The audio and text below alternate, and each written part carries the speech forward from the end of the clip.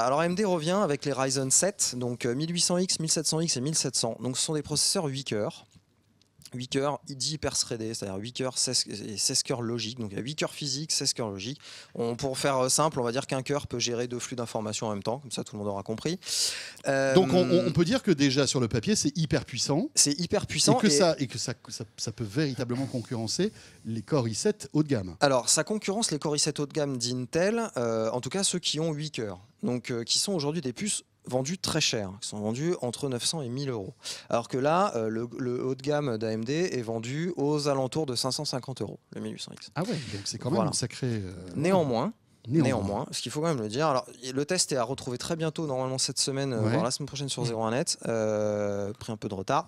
Il y a un bémol. C'est-à-dire que pour les jeux vidéo, aujourd'hui, ça ne sert à rien d'avoir 8 cœurs ou 16 cœurs dans son processeur. Ça ne sert à rien d'acheter un processeur Intel à 1000 euros, vous ne jouerez pas mieux qu'avec un processeur à 500 euros. Alors vous allez me dire, bah, ça tombe bien, c'est ce que coûtent les processeurs AMD.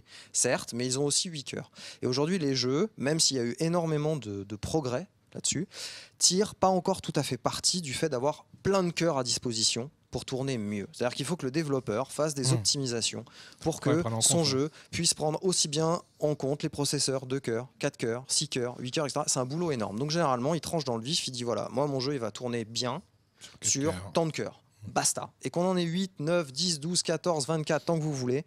D'ailleurs, vous aurez peut-être même des performances qui sont inférieures à ce que vous auriez avec un processeur moins cher.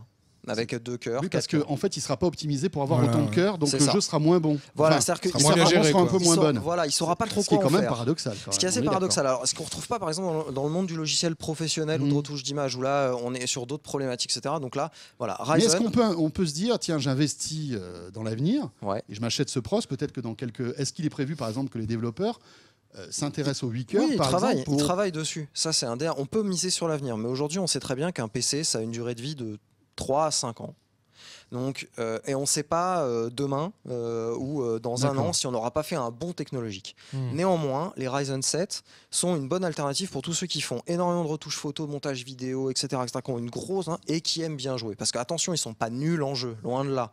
C'est juste qu'ils font moins bien qu'un Core i7 qu'on va acheter 400 ou 500 euros aujourd'hui, qui ne sera qu'un Core i7 4 cœurs. Oui, donc en fait, la puissance brute, là, dans ce cas précis, n'a rien à voir avec le nombre de cœurs. Voilà.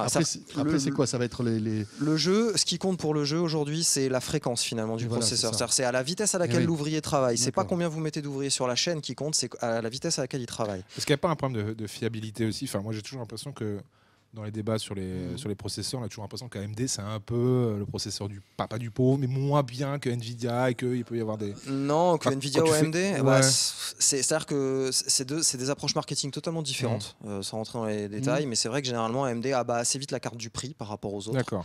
Essaye toujours de venir proposer le prix pour un peu tirer le tout vers le bas. Ce qui a un effet positif, parce qu'à la sortie des Ryzen, Intel a revu un peu sa politique tarifaire vers le bas, parce que ça leur faisait un peu peur quand même.